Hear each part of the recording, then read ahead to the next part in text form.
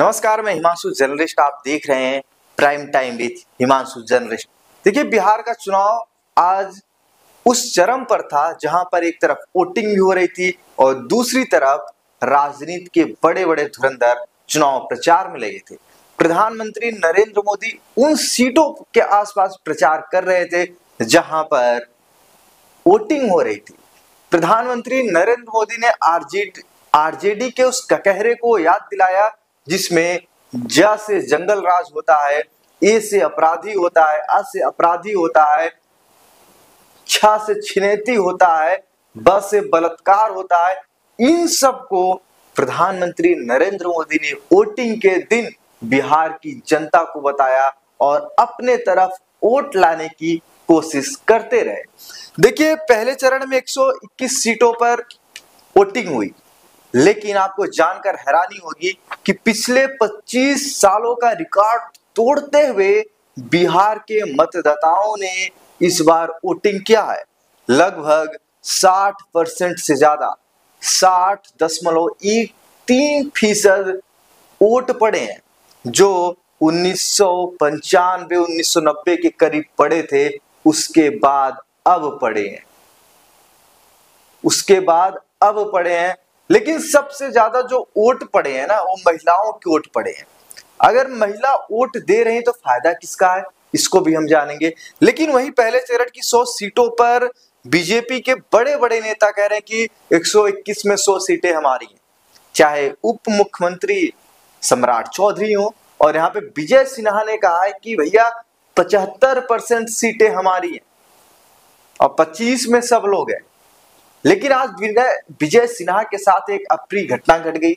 जब वो लखीसराय पहुंचते हैं अपने विधानसभा क्षेत्र में, तो आरजेडी के समर्थकों ने उनका विरोध किया, उनके ऊपर कीचड़, पत्थर और चप्पल उछाले।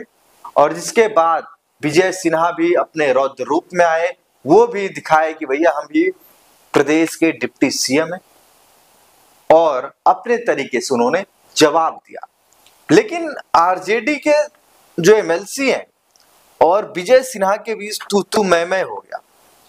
जहां आरजेडी के एमएलसी विजय सिन्हा को कहते हैं कि अपराधी है, ये गुंडा है, ये सबसे बड़ा गुंडा है बिहार के अंदर, यहाँ गुंडागर्दी करने आया है।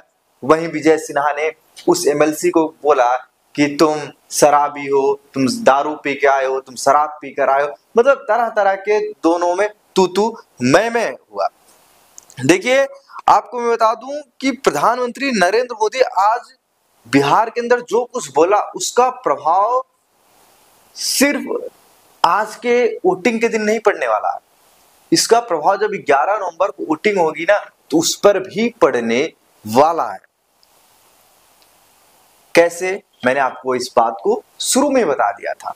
लेकिन आज जब वोटिंग हुई, वोटिंग के बाद लोगों ने जो अपनी स्याही दिखाई, उंगली में लगी स्याही दिखाई, और बिहार के बड़े बड़े जो राजघराने हैं, राजनीतिक राजघराने हैं, सब ने आज वोट डाला। चिराग पासवान, नीतीश कुमार, जीतन राम मांझी ने, रामविलास पासवान के भाई पारसनाथ पासवान और उनके बेटे यश पासवान, नीतीश कुमार, लालू प्रसाद यादव का पूरा कुनबा, तेज प्रताप यादव, सब ने आज वोट डाला। लेकिन जिस उंगली से उन्होंने वोट डाला, उसके लिए कुछ शब्द मैंने लिखे, आप सुनिएगा। आज स्याही का श्रृंगार कर सभी मतदाताओं ने अपनी उंगली दिखाई। मतलब आज जो स्याही है ना, वो उंगली का श्रृंगार बन गया बिहार के अंदर। मतलब जो बिहार का चुनाव है, उसके तहत आज जो पहले चरण का चुनाव हुआ है, इसमें महिलाओं ने जबरदस्त भागीदारी की है। लेकिन आपको बता दूं कि जब 2020 में महिलाएं निकली थी वोटिंग के लिए, तो सबसे ज्यादा जो फायदा हुआ था एनडीए को हुआ था।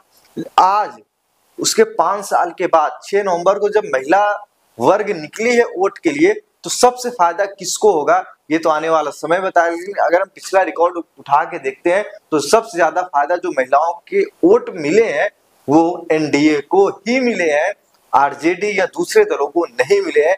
चाहे हम लोकसभा चुनाव को देख लें या विधानसभा चुनाव को देख लें, फायदा अगर महिला वोटर्स निकलती है तो फायदा बीजेपी को होता है। इसका कारण क्या है, आपको मैं बता देता हूं। प्रधानमंत्री नरेंद्र मोदी इसका कारण है, क्योंकि जब से प्रधानमंत्री नरेंद्र मोदी देश की सत्ता में आए, महिलाओं को सशक्त किया है, चाहे उज्ज्वला योजना में हो, सौभाग्य योजना में हो, घर के मुखिया का नाम हो, महिलाओं के आगे बढ़ने की प्रक्रिया हो, सब जगह प्रधानमंत्री नरेंद्र मोदी ने महिलाओं को आगे किया है। और इसी